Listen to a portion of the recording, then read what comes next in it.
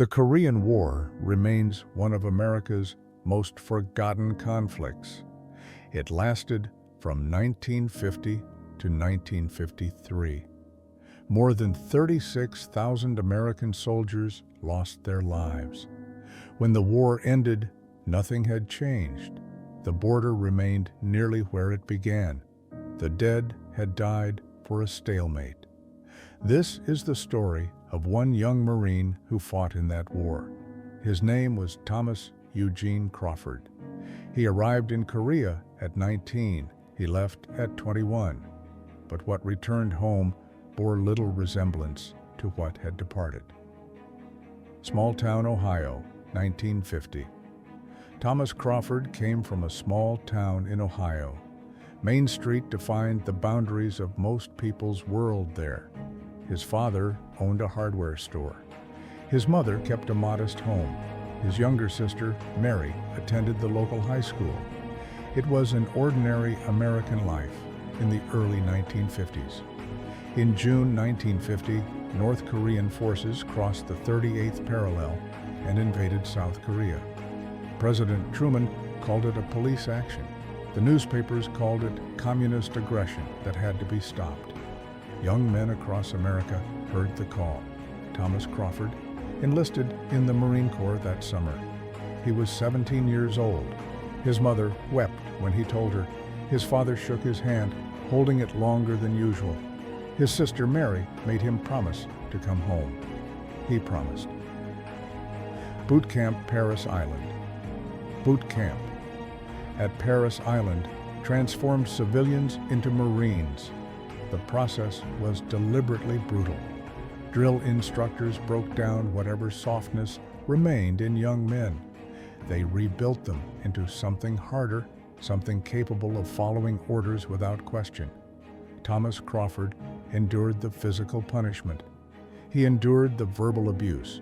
He endured the endless drills. He learned to fire an M1 Garand rifle.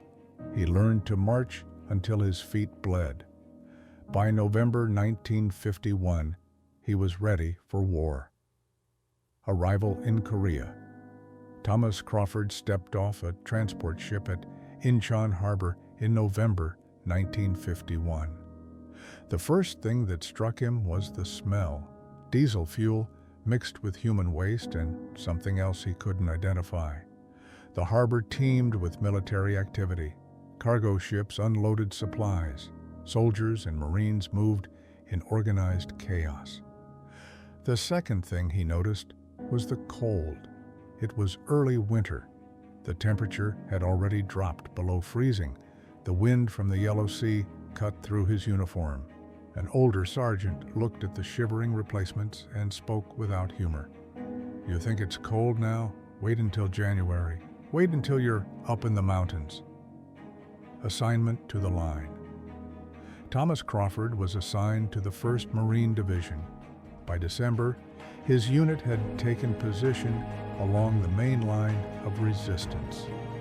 This fortified defensive line stretched across the Korean peninsula, roughly following the 38th parallel. The war had changed by late 1951. The dramatic advances and retreats of the previous year belonged to history now. The Incheon landing, the push north, the Chinese intervention, the desperate withdrawal from Chosin Reservoir, all of that was over.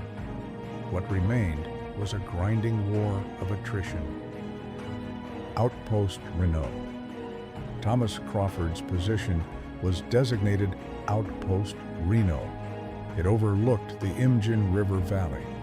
The hills stood barren, stripped of vegetation by artillery fire and napalm strikes. The bunkers were crude structures made of sandbags, timber, and corrugated metal. But the real enemy that winter wasn't the Chinese forces across the valley. It was the cold. The killing cold. By January 1952, temperatures along the main line dropped to 30 degrees below zero. The wind screamed across the Korean mountains with Arctic intensity. It drove snow and ice into every gap in the defensive positions. Marines learned to sleep in their boots. Removing them risked frostbite severe enough to prevent getting them back on. They carried extra socks inside their jackets against their skin to keep them dry. Canteens froze solid. Sea rations had to be thawed over fires before they could be eaten. The Marines on Outpost Reno lived in conditions that reduced them to survival mode. They huddled in bunkers, wearing every piece of clothing they could find. They burned whatever fuel they could scavenge. They urinated on rifle bolts to unfreeze the mechanisms. They slept in shifts, never fully warm, never fully rested. Letters home. Thomas Crawford wrote letters home when mail call provided the opportunity. In those letters, he tried to reassure his mother. He told her conditions weren't unbearable. He told her the Marines took care of each other. Nearly every word was a lie. He couldn't tell her the truth. He couldn't explain that he had lost all feeling in his toes. He couldn't describe watching men die from cold rather than enemy fire. He couldn't admit that he sometimes wondered if freezing to death might be easier than another month of this existence. The night attack. The Chinese attacked on a night in late January. The temperature had dropped so low that exhaled breath froze in the air. It began with artillery. A sudden, overwhelming barrage shattered the frozen silence. Shells exploded across Outpost Reno, throwing up geysers of frozen earth and shrapnel. Thomas Crawford was inside his bunker when the first impacts hit. The concussion threw him against the sandbag wall. Outside, the screaming began, men wounded, men terrified, men shouting warnings. "Contact! Contact!" The cry went up along the defensive line. "Chinese in the wire!" Into the chaos. Thomas Crawford grabbed his M1 rifle and stumbled out of the bunker. The night had been torn open by explosions and tracer fire. Red and green lines streaked across the darkness. Illumination flares floated slowly downward on parachutes, casting everything in eerie, flickering light. Through that hellish illumination came the Chinese soldiers, wave after wave of them, their bugles blowing, their voices raised in coordinated chants. They came through the barbed wire. They came through the minefields. They came through machine gun fire that cut them down in rows. And still, they came. The first kill. Thomas Crawford fired his rifle. The M1's distinctive report joined thousands of others along the defensive line. He aimed at shapes moving in the darkness, at muzzle flashes, at anything that advanced toward the Marine positions. The Chinese reached the first trench line. Hand-to-hand combat erupted, bayonets and rifle butts, grenades thrown at point-blank range. Thomas Crawford found himself face-to-face with a Chinese soldier who emerged from the smoke less than 10 feet away. He fired without conscious thought. The bullet caught the enemy soldier in the chest. The man spun backward into the blood-stained snow.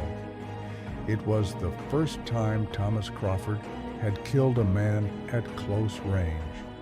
The soldier was young, perhaps younger than Thomas himself. His eyes went wide with shock. He fell and didn't move again.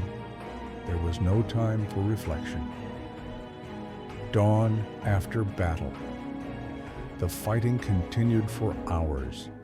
A desperate, confused melee in the frozen darkness. By dawn, the Chinese had withdrawn. They carried their wounded back across the valley. Their dead lay scattered across the hillside. The Marines held Outpost Reno. The cost was 17 dead and 32 wounded. The bunkers that had taken weeks to build lay in ruins. Thomas Crawford, sat in what remained of his position as the sun rose. His hands shook uncontrollably. Around him, Marines tended to wounded comrades. They collected dog tags from the dead. They began rebuilding defenses. No one spoke much. The pattern repeats.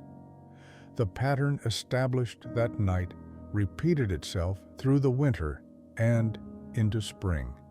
Attacks and counterattacks, artillery duels, patrols into no man's land, raids on enemy positions, replacements arrived, young faces full of poorly hidden fear. Within weeks, they were either veterans or casualties. Thomas Crawford stopped learning their names. It became easier that way. Promotion and burden. By summer 1952, Thomas Crawford had been promoted to corporal. He led a fire team, 3 other Marines whose survival depended on his decisions. Every choice he made carried life or death consequences. Which route to take on patrol, when to seek cover, when to return fire. The responsibility aged him in ways that had nothing to do with time. From the outside, it was visible in his movements, in his eyes, in the way he carried himself. The stalemate.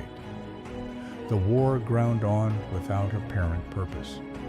Peace talks had begun at Panmunjom. They accomplished nothing visible to the men fighting along the main line of resistance. The battle continued for hills that held no strategic value beyond the fact that orders demanded they be held. Neither side could gain significant ground. Both sides bled men and material. The conflict had lost any clear objective beyond simply continuing. The forgotten. American newspapers barely mentioned Korea anymore. The public had grown tired of war, tired of casualties, tired of a conflict they didn't understand in a country most couldn't locate on a map. The letters from home arrived less frequently for Thomas Crawford. When they did come, they spoke of ordinary concerns, high school football games, church socials, who was dating whom. Those concerns seemed to belong to a different universe than the one he inhabited. The distance between Outpost Reno and Main Street, Ohio, had become unbridgeable. The hook. In October 1952, the Chinese launched another major offensive. The target was a hill complex the Marines called the Hook, near Panmunjom. Thomas Crawford's unit was rushed there as reinforcements during the height of the battle. The fighting at the Hook surpassed anything Thomas Crawford had previously experienced.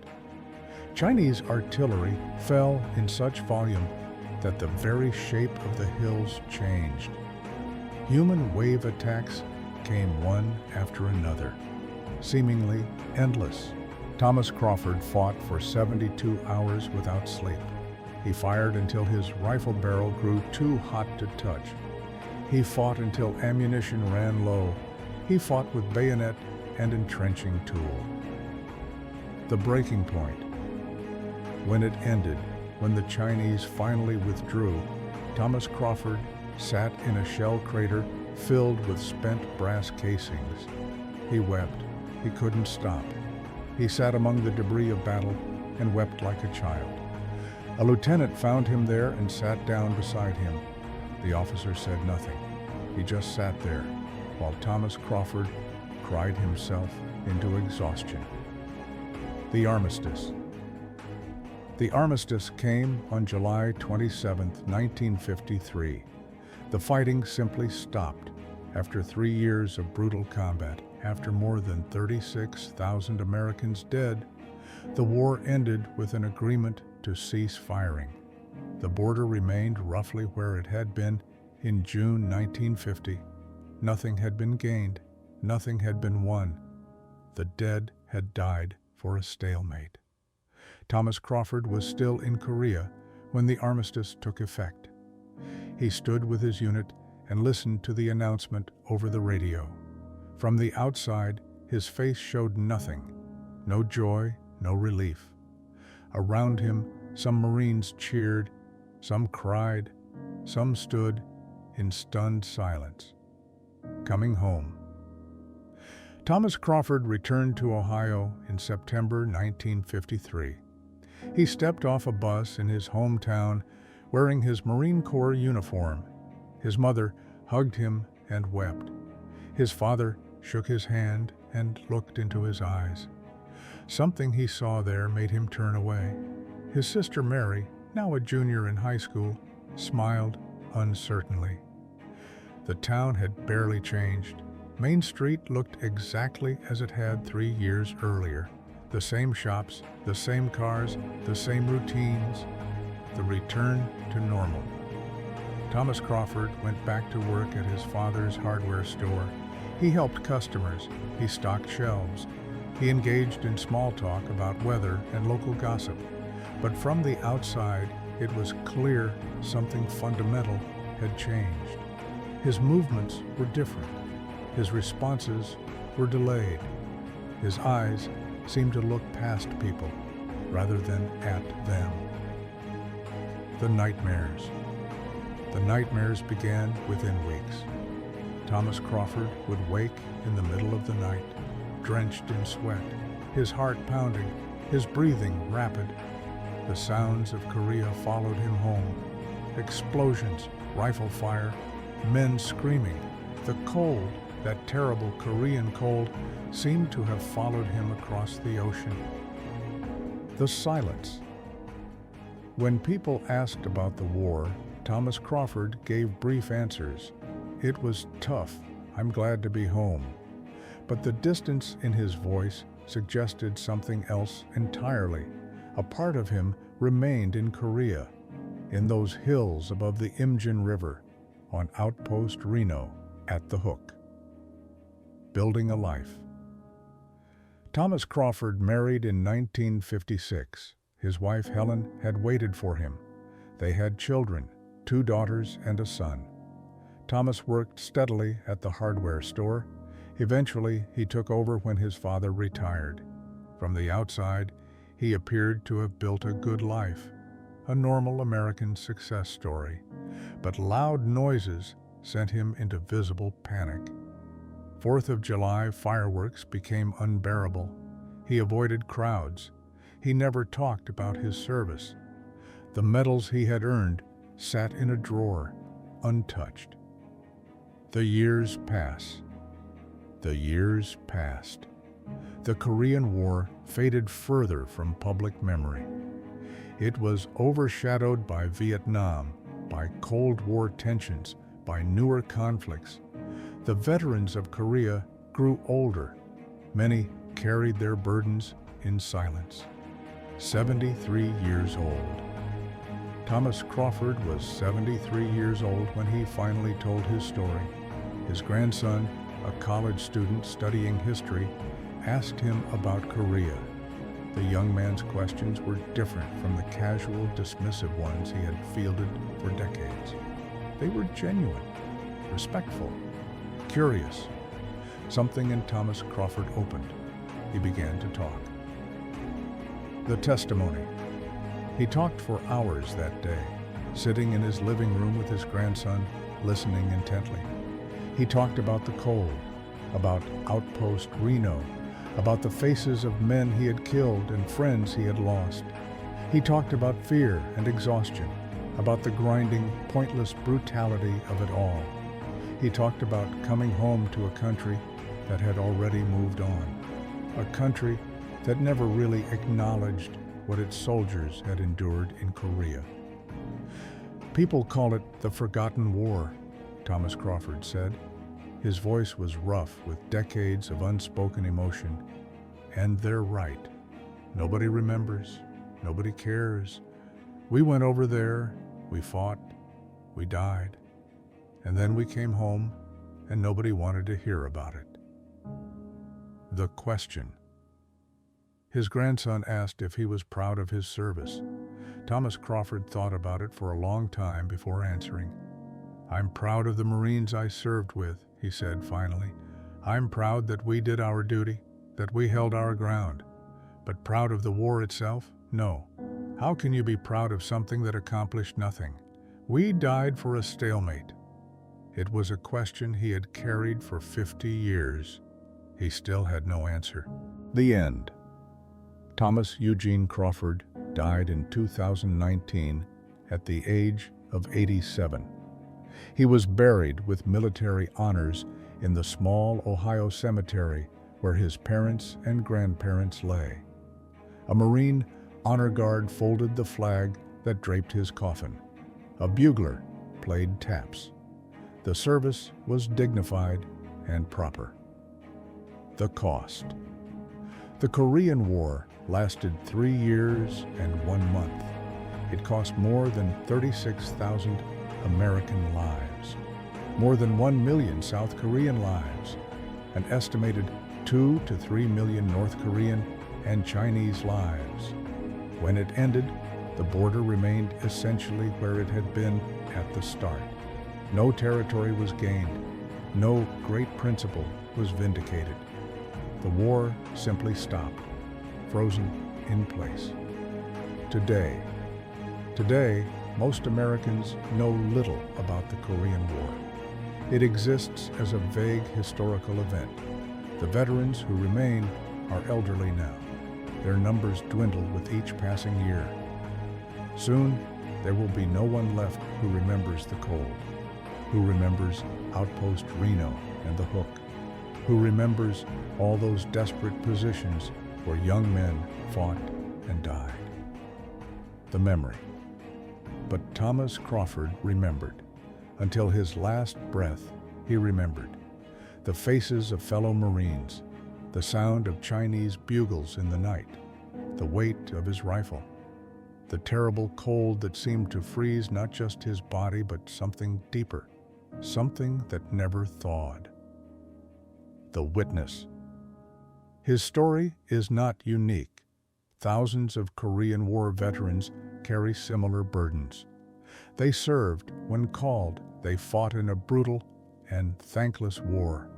They came home to a nation that had moved on, a nation that never quite acknowledged their sacrifice. This is Thomas Crawford's testimony. This is his witness to the forgotten war. This is what it meant to be 19 years old on a frozen Korean hillside, to kill and watch friends die, to fight for months and years in a war that ended with nothing resolved. The question remains, what was it all for? The answer, if there is one, remains frozen in the hills of Korea, buried in the snow that falls each winter on those barren mountains, remembered now by fewer and fewer people as time marches forward. The forgotten war becomes even more forgotten. But Thomas Crawford was there. He saw it. He lived it. And his story deserves to be remembered.